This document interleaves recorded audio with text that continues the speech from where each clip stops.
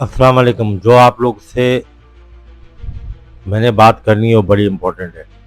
Cricket की बात तो मैं करूंगा, लेकिन क्रिकेट के अलावा जो मैं बात करूंगा वो ये बात करूंगा कि ये थोड़ी पर्सनल सी बात है।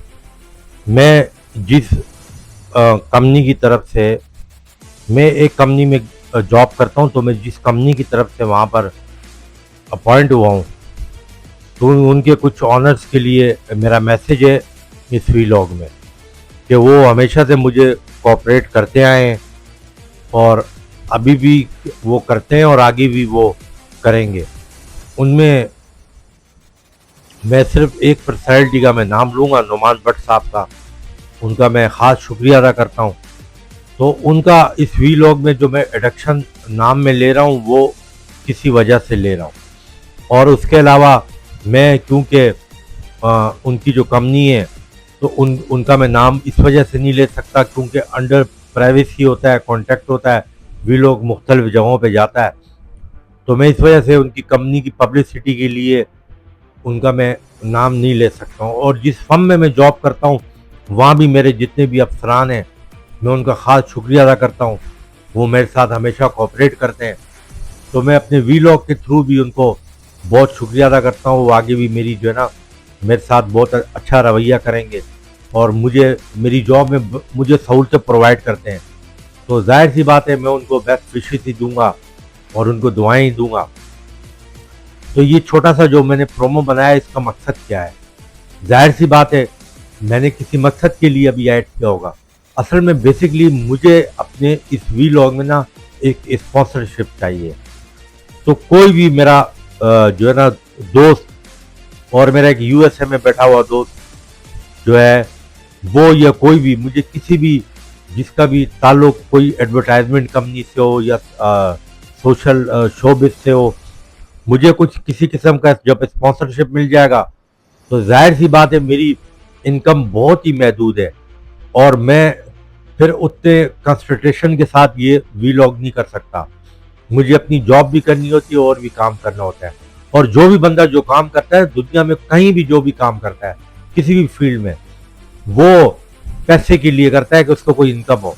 तो मुझे एक स्पॉन्सरशिप दिलाने अगर कोई मेरी सपोर्ट कर लेगा तो मैं उसका जो है ना खास मशकूर हूँगा। अब आ जाते हैं क्रिकेट की बात पे। क्रिकेट में पाकिस्तान का मैच अफगानिस्तान से होना है, यूएई से होना है टेनिशन में, लेकिन असल जो इम्तिहान है वो एशिया कप में होना है। पाकिस्तान की ये टीम अनाउंस होगी। अब पाकिस्तान की 17 रुकनी टीम से 15 रुकनी होगी। 2 लड़के ऑटोमेटिकली निकलेंगे एशिया कप में क्योंकि उसमें 15 का स्क्वाड है। लेकिन क्या आखिर दुबई में मैचेस होंगे तो दुबई में ऐसी क्या चीज करनी पड़ेगी इनको जो कि बेसिक 3 चीजें होंगी जिसकी वजह से या 4 होंगी कि जिसकी वजह से पाकिस्तान की क्रिकेट टीम के जीतने के चांसेस वो ज्यादा हो जाएंगे। पाकिस्तान टीम को एक एडवाइस है, माइक हैजमैन को छोड़ो, आकिब जावेद को छोड़ो तुम और हटाओ मोहसिन नकवी को जो उसने चेयरमैन, सबको भूल जाओ।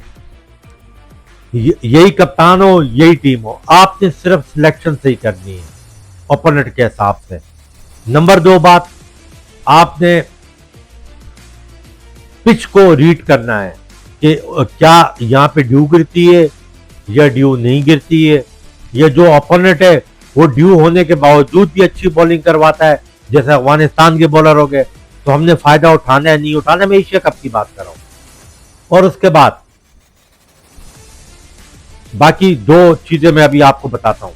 लेकिन मैंने श्रीलंका का जो स्क्वाड देखा है, बहुत से लोग श्रीलंका का नाम डिस्कस नहीं कर रहे, लेकिन ये मेरा अपना एनालिसिस है कि श्रीलंका इंडिया के बाद अगर कोई स्ट्रॉन्ग टीम है ऑन पेपर तो वो अफगानिस्तान नहीं हो, श्रीलंका है। अगर श्रीलंका अपनी एबिलिटी पे खेला, देखे इंडिया भी तो ऑन पेपर स्ट्रॉन्ग है ना सबसे, लेकिन उस दिन वो खेलती कैसे है? 1-2 कैच ड्रॉप हो गए, 1-2 बॉलर ने बॉलिंग अच्छी नहीं की, बैट्समैन ने गलत शॉट मार लिए। तो T20 में तो आपके पास दोबारा मुड़ने का चांस नहीं होता ना कि सेकंड इनिंग तो नहीं है, वनडे तो नहीं है कि चलो यार 8-10 ओवर 15 ओवर रुक के खेले। T20 से quick and fast and furious film वाला है साहब, अगर आप इंग्लिश मूवीज देखी हो तो। कि आपने quick quick quick quick quick चीजें पिक करनी है। जैसे वीडियो गेम में आपने टक टक टक टक करके आपने पॉइंट लेने और आपने वो गेम में एक लेवल से दूसरे लेवल में जाना है। तो उसमें आपने क्या करना है, उसमें आपने ये करना है कि ये दो चीजें होगी, बांग्लादेश भी है लेकिन भारत। तो आपने सबसे पहले आपने उस मैच में, चाहे आप ट्राई नेशन में अफगानिस्तान के खिलाफ खेल रहे हो शारजा की पिच पे या दुबई में खेल रहे हो, पाकिस्तान के बैट्समैनों को रोटेशन ऑफ स्ट्राइक जो है ना वो नहीं छोड़नी है। और रोटेशन स्ट्राइक वाले जो मौजूदा टीम में प्लेयर लग रहे हैं उनमें आगा सलमान कर लेता है रोटेशन स्ट्राइक, और ये साइम कर लेता है, और फखर भी थोड़ी बहुत कर लेता है, थोड़ी बहुत, स्ट्रोक नहीं बना सकता ग्राउंड।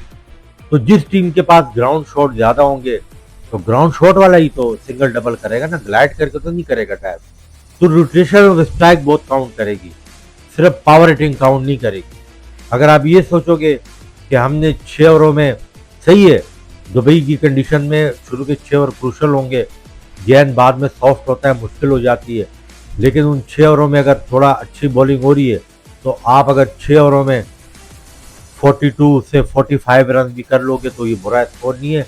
अपनी विकेटें अपने हैंड में रख के आप अटैक कर सकते हो, क्योंकि दुबई की पिच निस्बतन बैटिंग के लिए बेहतर होती है।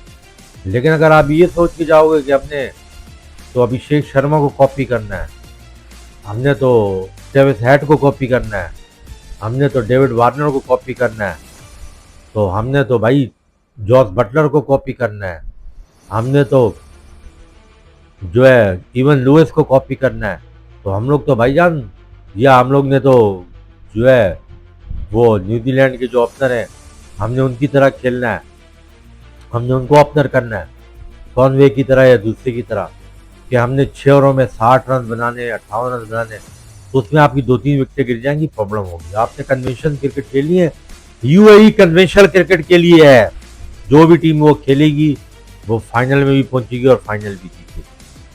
श्रीलंका का मैंने इसके साइड में बोला, उन्होंने टेस्ट के भी 1-2 प्लेयर डाले। क्यों डाले? उनको पता है यहाँ पे हमें रोटेशन स्ट्राइक की जरूरत होगी। इंडिया ने भी इस किस्म की 56 गिल को इसलिए ऐड किया है। तो ये पाकिस्तान टीम ने करना है, और फिर नेक्स्ट कॉन्टेंट में फिर बात करें।